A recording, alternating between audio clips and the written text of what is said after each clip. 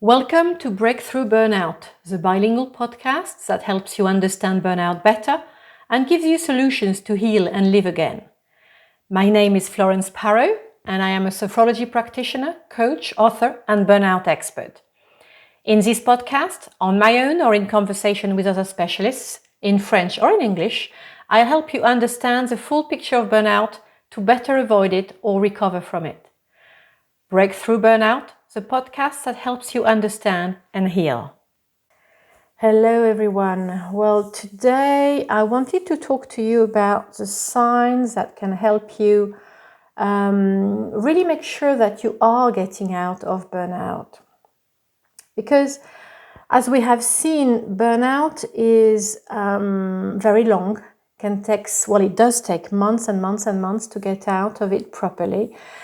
And it's not really easy to be certain that you are recovering, getting better. It may feel like it's a never-ending story. It may feel like you have ups and downs and you have no idea whether this is a good thing or not. So I wanted to help you gain a little bit more clarity on the subject. I mean, as we have seen, and if you haven't listened to it, I do recommend the very first episode of this podcast about burnout. It takes a long time to get out of burnout, and rest is not the only thing that is compulsory. Of course, you need to rest to get out of burnout, but if that is the only thing you do, you will not recover fully. And I mentioned in that very first episode that it is absolutely necessary to get help from different types of therapists so that you can recover completely. I think actually that the next episode is going to be on exactly the kind of help you need and in which order. But today I wanted to help you see more clearly when you're getting better and how that unfolds. And you may think it's pretty obvious, well, I'm getting better and better. But if you're in the midst of it, or if you have been through that months or years ago, you do know it's not that simple. It's not getting better and better every day. It isn't. If you have indeed been working on all the help you can get and all the different specialists you need to recover properly, then after about 6 months usually, from the beginning of your burnout, from the moment you actually collapse, from that moment, after about 6 months, it's usually when you start feeling a little bit better. There may be moments before, hopefully, but maybe not. But usually I notice that around 6 months, there is a little bit of energy coming back up, as if, maybe the adrenals are starting to work again in some way. Maybe, the body is starting to find its strength again in some ways and at certain times. It is not a linear process. It's not getting better and better every day. So that's really important to remember. You will have days where it's easier. You will have days where you feel like you've gone back to square one. And that's okay, insofar as it's normal. Not pleasant, definitely, but very normal. Usually, but it could be different from person to person, it's your mental abilities that come back sooner, like reading may become easier, where you could not read anything properly in the first few months. Suddenly you're able to read a little bit, like a couple of pages of a book. Or it's about being able to focus a little bit on something that you have to do, I don't know, some sort of admin things you have to do online, for instance. noticing in one way or other that your brain is getting better. It can also be that sleep is improving. So usually in burnout, you sleep a lot at night, even during the day, but it's usually not a very refreshing sleep. You feel just as tired when you wake up, and it's usually not a very calm sleep. Loads of nightmares, anxiety. So that is probably getting a little bit better. What could be still the case, and actually still the case for a very long time, and maybe for your whole life, it's the case for most people who have been through burnout, is that you retain a difficulty to wake up early in the morning. It's hard to get up too early. That's mainly because cortisol is what wakes you up. So as in burnout, cortisol is not present anymore or in very insufficient quantities, then it's not waking you up. So even when your adrenals are getting better, you will notice that after so much dysfunctioning, they still find it hard to produce cortisol to wake you up in the morning as early as before. So you do wake up, but if you let your body wake you up naturally, you will be okay. But if you try to get up early for whatever reason, maybe you have kids to take to school or something else to do that you absolutely have to do even though you're in burnout, you will find it extremely difficult, and that's normal. So as much as possible, try to wake up naturally if you can. If you don't have any particular reasons that you need to wake up, then by all means, don't put an alarm clock on. I know some of my clients find it hard to, sort of lay in bed thinking, well, I'm sort of lazy. It's nothing to do with that. You need time to recover. And waking up naturally is one of the things that will help most. And it's an easy thing to do. If you do have to get up some mornings, as I said, maybe to get the children to school or something like that, make sure that on the days when that doesn't happen, then you sleep.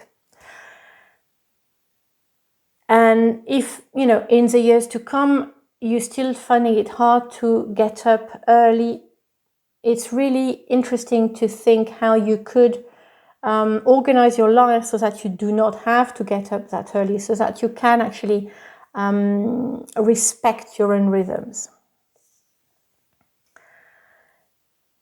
So what else happens around the sort of 6 months and beyond? As I said, it will be usually around 6 months after your burnout collapse if you have been taking care of yourself properly. If you haven't, then it may happen later and not as fully. So generally speaking, your body is feeling a little bit better. There are days when you have a bit more energy.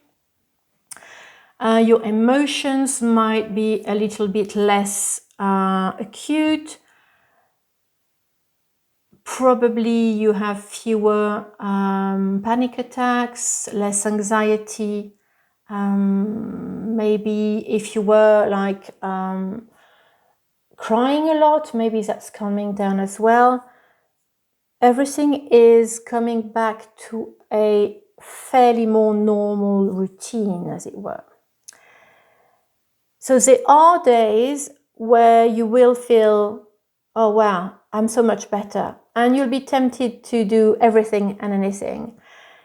This is not a good idea because, as I said, it's not a fixed point, it's not linear either. So if it's not like, okay, you're let's say at 50% today, so tomorrow you're going to be at least at 50%, maybe even at 60%. No. If you're at 50% one day, which is amazing and enormous in that time after burnout, chances are the next day you may be more around 20%. If you really spend all your energy on that day where you have more, then you will have even less the next day.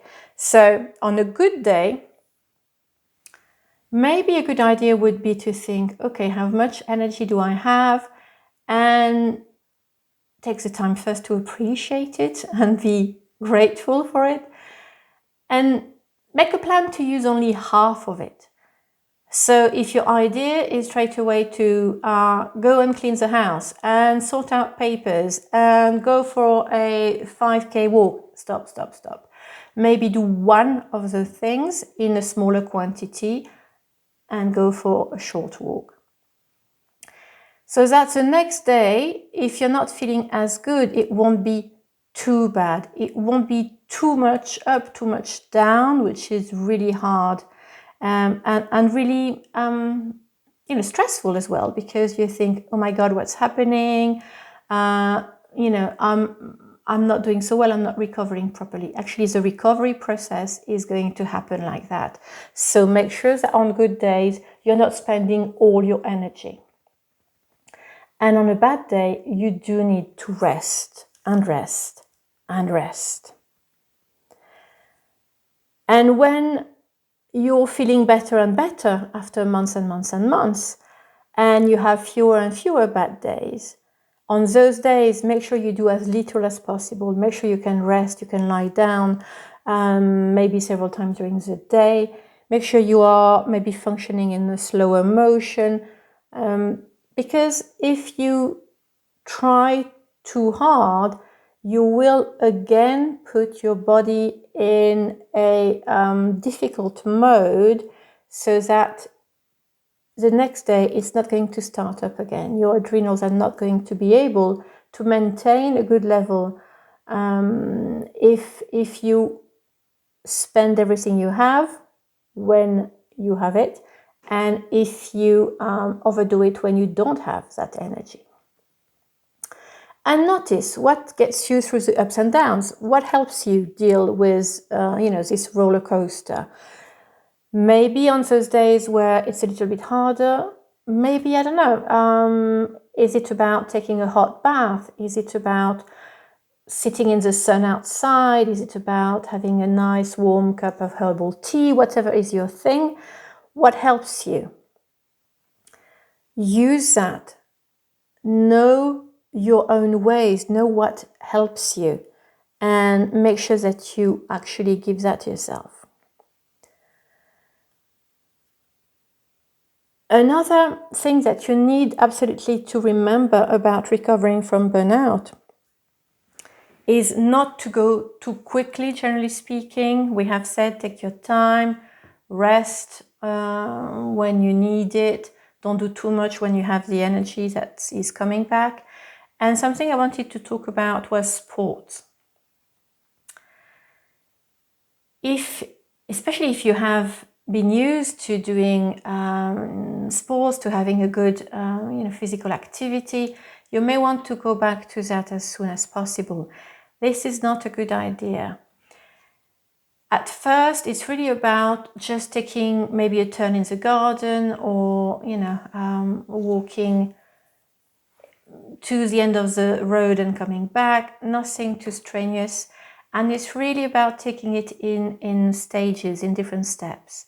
So don't do too much. Don't go back straight away to, to the gym, or to going to full 1 hour sessions of whatever your particular type of exercise is. That's way too long. Do it very gently, very gradually, and I would strongly recommend not doing anything too strenuous before at least a year of the start of your burnout, or from the day you collapsed. And that means not going back to your favorite activity in the way you were doing before, but it doesn't mean doing nothing.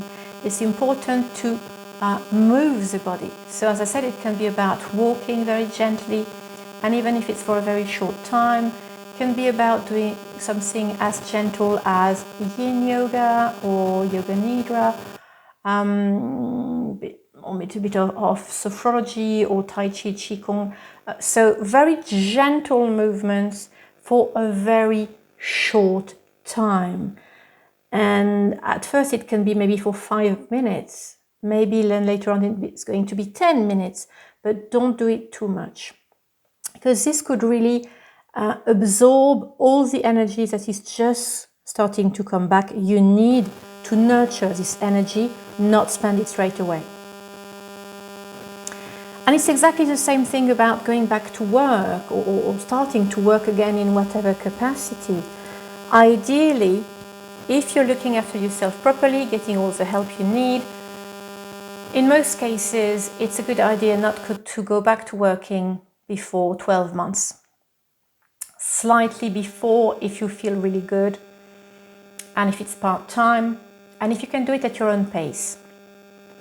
Meaning you don't go in the morning, maybe you work only when you're feeling great, you don't work a full day, etc. Otherwise, waiting for a full year is always a good idea, sometimes more, especially if you haven't started your sort of recovery plan, so getting help from different therapists from the beginning. Take your time. Going back to work too soon can really set you back a lot. So it's not a good idea. And there's also what you need to change and learn so as not to go into burnout again another time. Because if you go back to work when you're able to and work and live in exactly the same way, chances are you're going to go into burnout again because you did it once, and if you haven't changed anything, why wouldn't it happen another time? First, you need to learn to rest, to take breaks, how to renew your energy, what works for you. But definitely not working, doing all the time with no breaks. You need to learn how to manage your stress. And there are loads of techniques for that. We'll talk about it more in other episodes. You need to know your limits.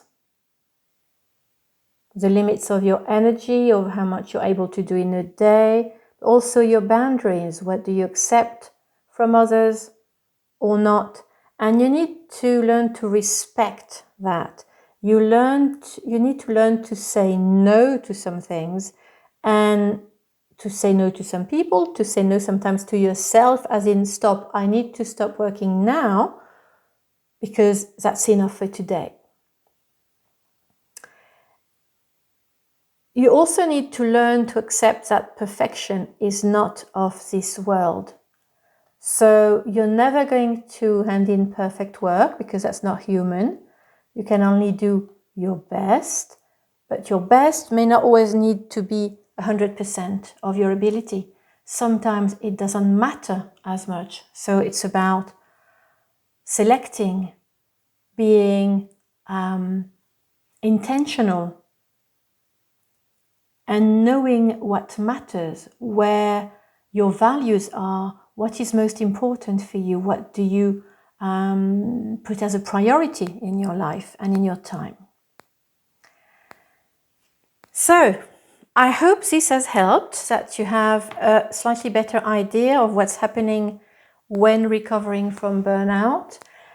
If you need help, you know you can book a consultation with me at any point. You can also join in for a group session if you would like. I'll put all the links in the show notes. And don't hesitate to get in touch if you have questions. I will see you very soon for a new episode of Breakthrough Burnout, the podcast that helps you understand and heal.